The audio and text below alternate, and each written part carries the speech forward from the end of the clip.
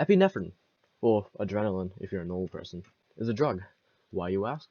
Because a drug is defined as a substance that, when taken, has physiological effects on the body. Or you could say it affects how you feel and how your body acts. Epinephrine is classified as an adrenergic agonist, which means it activates your sympathetic nervous system, or more simply put, it triggers a fight or flight response.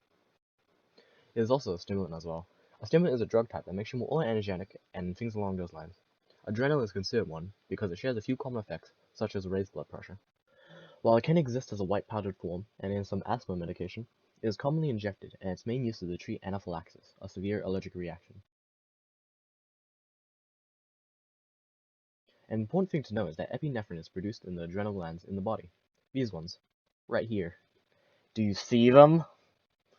And like I said before, activates fight or flight. This is important as it explains why it affects the body the way it does. Speaking of which, I should talk about that. Adrenaline speeds up the heart to get nutrients and oxygen where it needs to be. Blood is directed towards the muscles and brain, improving strength and cognitive abilities.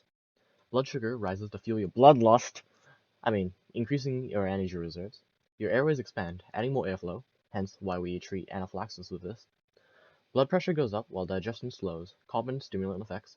Pupils dilate, letting more light in, and your senses heighten, increasing awareness. Nausea, headaches, vomiting, and weakness are some side effects if injected by something like an auto-injector. How many words do we have to do? 700. Really? Yeah. Epinephrine also dulls pain, letting you work for longer. Constant high levels of epinephrine can lead to a rise in blood pressure when off adrenaline, increasing the risk of a heart attack. It could give you anxiety, keeping you up at night, and developing insomnia. There was a study on if giving someone an adrenaline shot after a heart attack could lead to brain damage, neurological effects, or even death within a month. Often, adrenaline is administered to victims of cardiac arrest before reaching a hospital. It gives a higher chance of circulation coming back, but a 54% higher chance of dying within a month.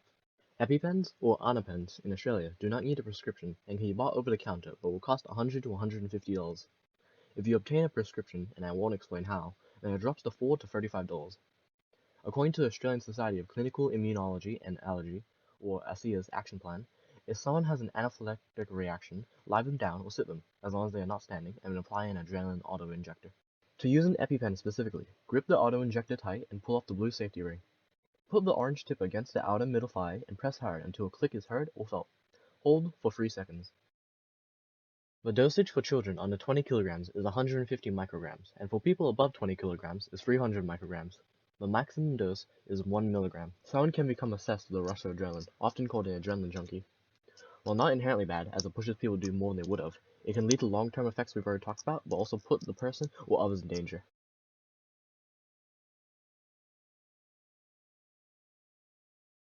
You see this guy right here? He's an adrenaline junkie. And this guy too, he's also an adrenaline junkie. If it negatively affects your life, you could work with a therapist. Deep breathing is also a simple method, or taking up meditation or yoga can help. Lowering stress in general, by means of hobbies, close ones, and such, also lowers adrenaline. There are also ways to get the rush safely. A few examples: ziplining, escape rooms, cage diving.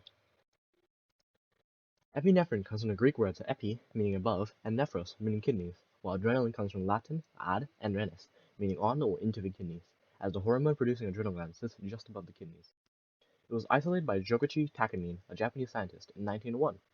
It was patented in the US as adrenaline.